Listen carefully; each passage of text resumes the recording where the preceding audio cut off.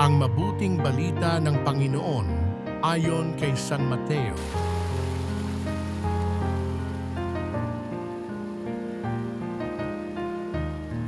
Noong panahong iyon, isa na namang talinghaga ang inilahad ni Jesus sa mga tao. Ang paghahari ng Diyos ay katulad nito. May isang taong nagtanim ng isang butil ng mustasa sa kanyang bukid. Pinakamaliit ito sa lahat ng binhi, ngunit kapag natanim na at lumago, ay nagiging pinakamalaki sa lahat ng puno ng gulay. Ito'y nagiging punong kahoy, anupat na pamumugaran ng mga ibon ang mga sanga nito. Nagsalaysay pa siya ng ibang talinghaga.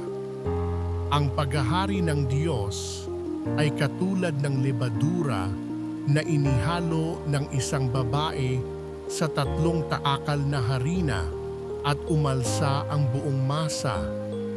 Sinabi ni Jesus sa mga tao ang lahat ng ito sa pamamagitan ng mga talinghaga at wala siyang sinabi sa kanila nang hindi gumagamit ng talinghaga.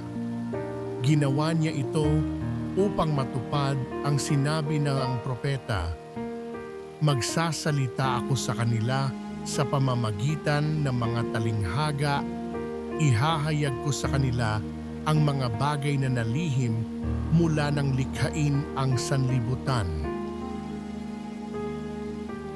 Ang mabuting balita ng Panginoon.